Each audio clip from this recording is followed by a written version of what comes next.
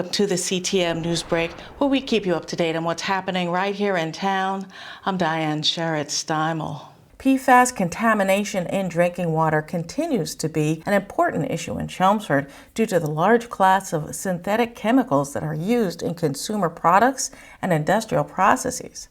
While mitigation efforts are underway, Todd Melanson urges caution in choosing the right filter. I do caution you, there are certain negatives with reverse osmosis to the point that we have to understand that when for every gallon you produce, you waste 8 to 10 gallons, and in that discharge can have concentrated amounts of PFAS in it that goes into the sewer system, and it perpetuates the cycle.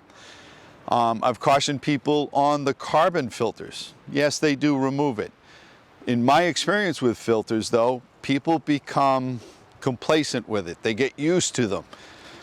I forgot to buy the filter, I'll get it next week. On normal filters, that's no big deal. But with PFAS, if you do put a filter in, you need to remain diligent.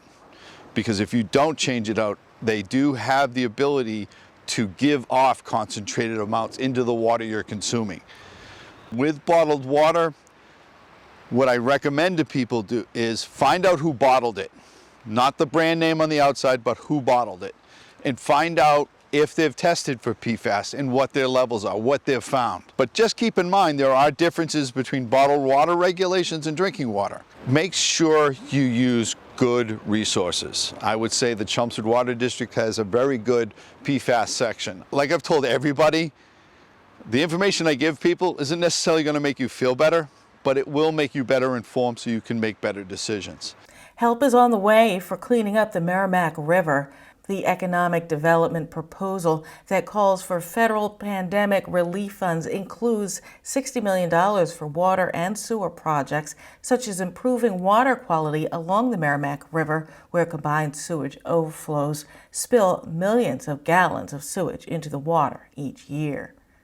In other news, the farmers market is finally returning to the town common this year, and they're looking for vendors. If you are a local farmer or artisan, contact Community Services Coordinator Jen Melanson. That information shown on your screen.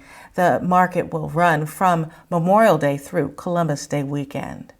And finally, we find out more about the Frontline Initiative, a collaboration between Chelmsford and other area police departments. The Frontline Initiative is an innovative sort of crisis continuum of care.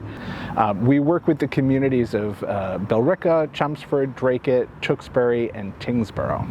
Folks have called into 911 and officers have responded to the scene, and they feel that there's a need for an intervention from a behavioral health standpoint. Oftentimes we'll get concerned calls for folks who are just struggling, what we would call acute crisis, right? The sense of I lost my job, or I'm going to get thrown out of my house, or I have no food for myself and my family tonight. And those are moments where we can step in. When the police respond, there's a limited amount of options available to them. They can either engage the person in the criminal justice system, they can take them to the emergency room for evaluation and hospitalization, and then after that they can leave somebody at home. Those are sort of their three main options. When we get engaged, there's a lot more available to them. The piece that I think really draws people to the Frontline Initiative is the concept of once we grab on, we don't let go until you're good. Keeping folks out of the criminal justice system who don't belong there. Get in and assist where we can before that call to 911. Those are the things that I look for in public safety, I think, and is at the heart of what I've learned over the years to be the core principles of 20th century community policing, is this concept of having empathy and being a part of the community as opposed to policing the community. Thanks for watching the CTM NewsBreak, brought to you by Chelmsford Telemedia. If you have news we can use, contact us at chelmsfordtv.org. I'm Diane Sherritt-Steimel.